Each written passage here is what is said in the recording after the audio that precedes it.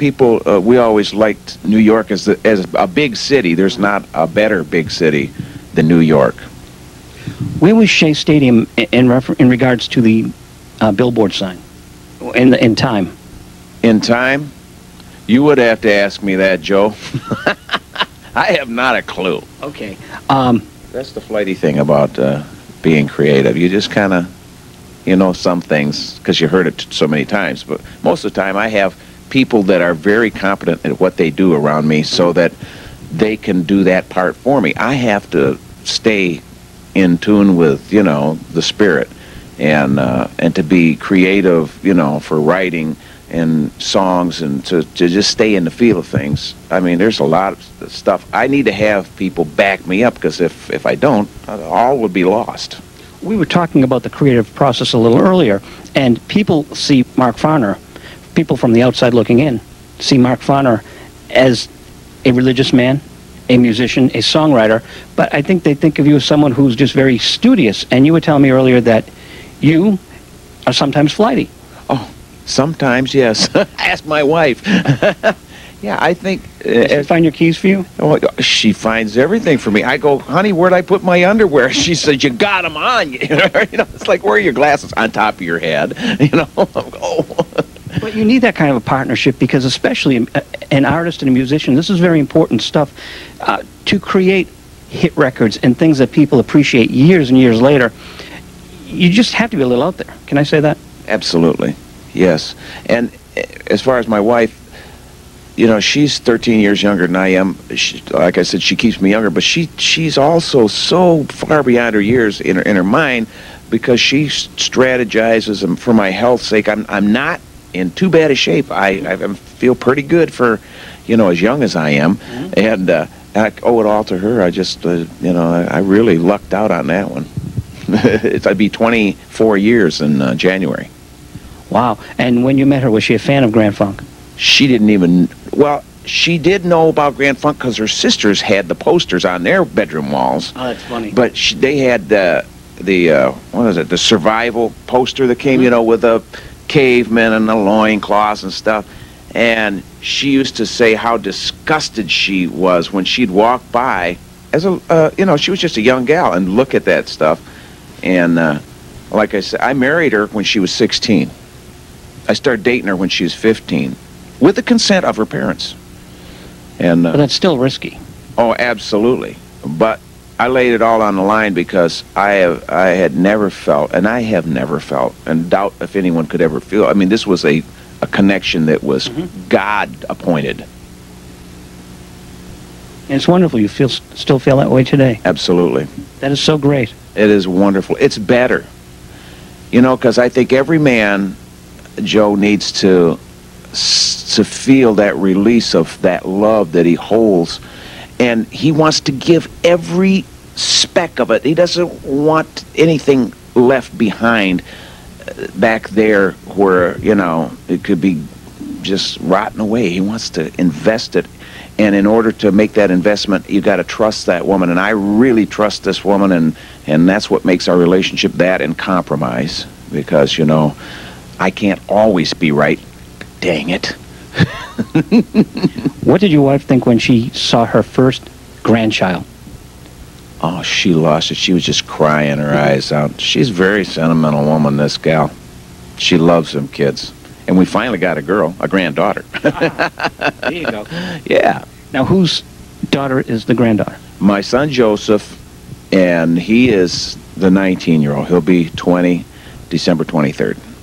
Wow. Yeah. Very good, Mark. Figure. And Rebecca, she's Korean, so my grandbabies are Amerasian. And wow. I just love them to death. I just was over there eating hamburgers with them. Their dad cooked out on the grill, and Grandpa sat back there and held the babies. And Ariana's got these little teeny butterfly lips that you just have to kiss, you know. They say, kiss me. So the kids know Dad's been on the road all their lives. Oh, yeah. Yeah, and some people would say to the detriment, you know, musicians go out and they stay away from their families. But my kids always prayed for me. My wife always explained to them, and they always knew, and we were connected. I call 2 or 3 times a day, even now, you know, because my son Jesse, my 12-year-old, he's riding a dirt bike around and stuff, and I always ask him how he's doing and how high he's jumping. Is he getting any air? And he's into snowboarding, and we live in northern Michigan there. And we've maintained a closeness, even though I've been on the road a lot and have had to be, you know, out because of my profession. The love that we have, and a lot of it is because we spend time together as a family. We cut the cable on the television 10 years ago and never hooked it back up. So we don't have commercial television, and we're not under the influence of that, which has really been an asset to our inner peace and who we are, and to hear the still small voice of our conscience and of God speaking to us. You can't have your ears full of crap all the time. You can't get in a car and turn on a radio, go in a hotel room and hit the TV button. I mean, everywhere you go, there's noise, noise, noise, noise, noise, and under the influence of all these other voices. And I wanted to just get in touch with, you know, the center of who I am, and that still small voice to you know, save our family, to pull something out of this. And I think it was the best move I ever made in my life, Joe. I'm not kidding you. And I mean, I do watch a little video here and there, and if I'm on the road, I'll turn it on, but I can't stand commercials. I can't stand the way that they downplay human minds to think that, you know, you got to fall for that crap to buy something. I mean, it's just... And the extra volume in the commercial. Oh, yeah, that too. On radio and TV. Yeah. Which, even with the remote, when you're washing dishes... I mean, last night I had to literally go for the remote because... You watch dishes, Joe? Yeah. I actually do normal human things. I'm not... Some people think I'm chained to the typewriter. Yeah, I hear you. Yeah, but the volume thing is, it's there.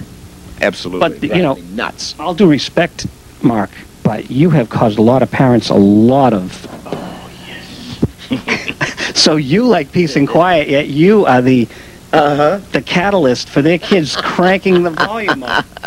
Yeah, can you imagine that? What a contrast. You know, you got to have contrast. You got to have... My folks might not like you for this album because I liked it almost the best. Do you see this cave back here, Joe? There, during the takes, you know, this fire was going. It was pretty hot around there, and the sun was beating down. California, middle of the summertime. Mel and I went back into this cave here, and it comes out on the other side of the mountain. So we're in there, and he's got this thing boned over. You know, we're in loincloths. I got this bloody thing I'm hanging on to, and we hear these voices. Well, little kids come walking through from the other side. I'm not kidding you. When they made the corner and got a load of us standing there, they screamed out, "Mom, Mom!" They run, beat feet. Cavemen. Yes, we were up there. We scared the tar out of them. Where was that taken? In Los Angeles, up above. It's in a park up there, county park. Oh, that's too funny. It's great. Now, you know, a lot of the critics were down on funk, undeservedly so, but this brought Grand Funk from hype to hip. Absolutely. This album. Yep, I believe so too. I appreciate that.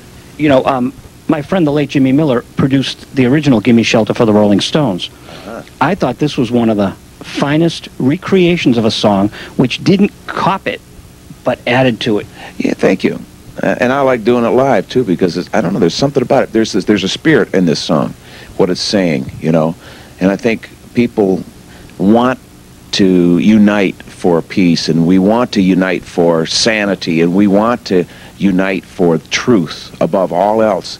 And it's harder and harder as time goes on, as you well know, Joe, to find truth and to associate with truth. And so I think that's part of what makes you know, the guys that I hang out with, my musicians, even my crew, we have relationships that are based on truth. There's no BS. We are all just people. We don't raise ourselves up above. And I think that's that thing, the denominator, and that's that spirit that men have cried out with, and not just the Grand Funk albums, but there's a lot of people who've reached out with it, and in spite of you know, what you're supposed to live up to as a rock and roll star, I think that is what's, you know, it caused cult followings of various bands, and Grand Funk was definitely not the least of them. I'm going to touch upon a sensitive subject. Jimmy Miller, the late Stones producer.